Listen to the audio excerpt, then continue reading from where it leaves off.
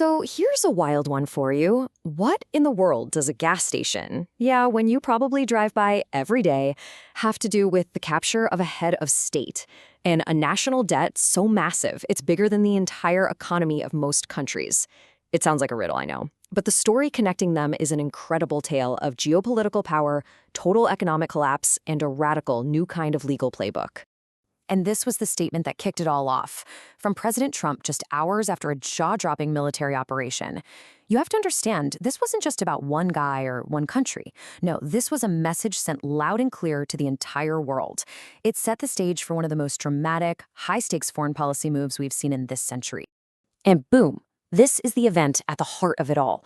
We're talking about U.S. Special Forces in an overnight raid capturing a sitting president on his own soil. Just let that sink in for a second. The news, as you can imagine, absolutely exploded, sending shockwaves around the planet.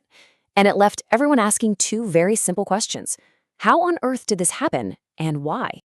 All right, so let's start with the facts. What do we actually know about the operation itself? Okay, so the operation was codenamed Southern Spear, and it was fast. I mean, really fast. President Maduro and his wife, Celia Flores, were nabbed in Caracas and immediately flown to the USS Iwo Jima. And their final destination? New York City, to face trial for narco-terrorism. This whole thing was the shocking climax to a pressure campaign that had been building for months. But you know, something this huge, this unprecedented, doesn't just happen overnight. To really get the why behind this, we've got to rewind the clock and look at the decades of crisis that pushed Venezuela to this breaking point. Seriously, how does a nation sitting on top of some of the world's largest oil reserves fall so far, so fast, that its leader ends up a prisoner in a foreign country? Well, the answer is a long, complicated, and frankly tragic story of political chaos and economic ruin. So, the tensions with the U.S. really started to build with Hugo Chavez back in '99. When he died, his successor, Nicolas Maduro, inherited an economy that was already on shaky ground, and then it just went into a complete freefall. By 2016, the country was in a full-blown humanitarian crisis. U.S. sanctions followed a year later, and the whole thing came to a head in 2024 when Maduro flat-out refused to accept that he'd lost the election. Now, this is really interesting. A lot of people blame the U.S. sanctions for the collapse. You hear that all the time. But look at the data here. Oil production, which is literally the engine of Venezuela's economy, was already in a nosedive well before those major sanctions hit in 2017. The rot had set in long before. And the human cost of that decline was just catastrophic. Even before those 2017 sanctions, the country was being destroyed by hyperinflation. Food and medicine imports, they had completely plummeted.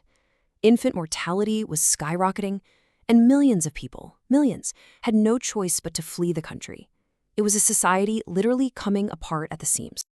Which brings us back to that gas station. You see, in the middle of this complete national collapse, Venezuela still owned one incredibly valuable asset overseas. And it's a brand that millions of Americans see every single day. Right? How did Citgo, a company with roots deep in Texas and Oklahoma, end up as a geopolitical pawn in a high-stakes game between Venezuela, the U.S., and, oh yeah, even Russia? Well, it's a weird path. Citgo started out as a totally American company, Cities Service.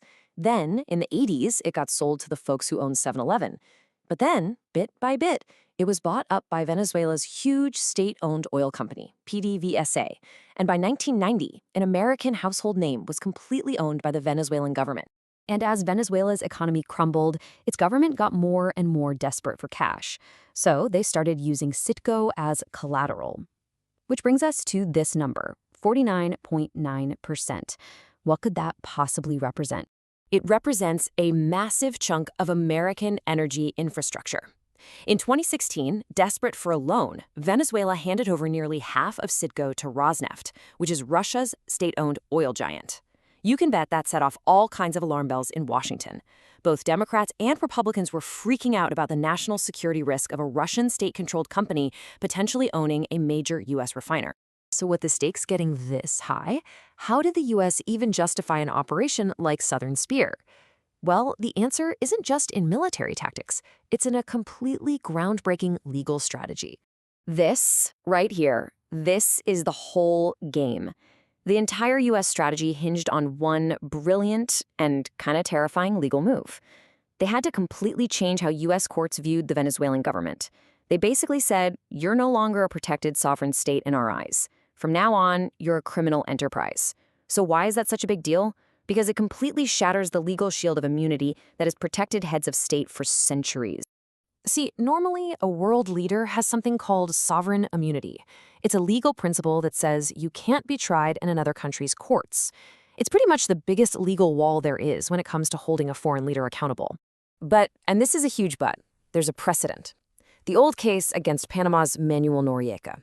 That case established that this immunity thing, it isn't a personal get-out-of-jail-free card.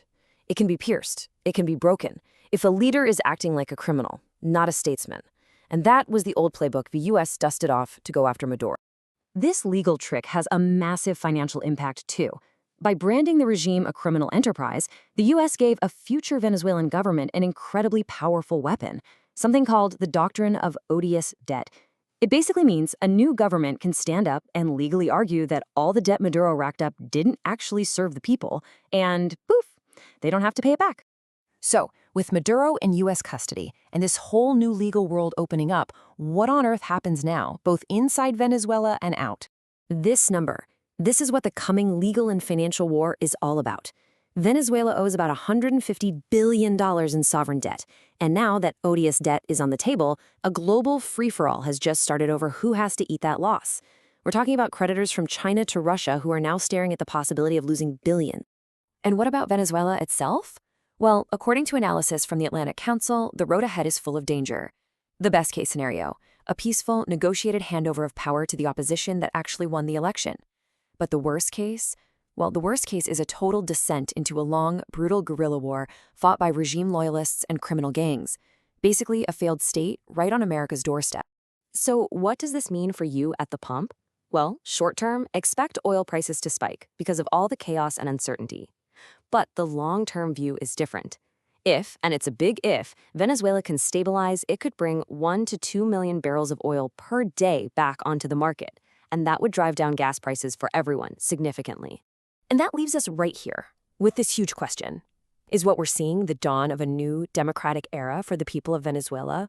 Or is it the dawn of a new, much more aggressive playbook for U.S. intervention, one where legal terms become weapons and the idea of sovereign immunity is basically dead? The answer won't just decide the future of one nation. It's going to rewrite the rules of global power for a long, long time.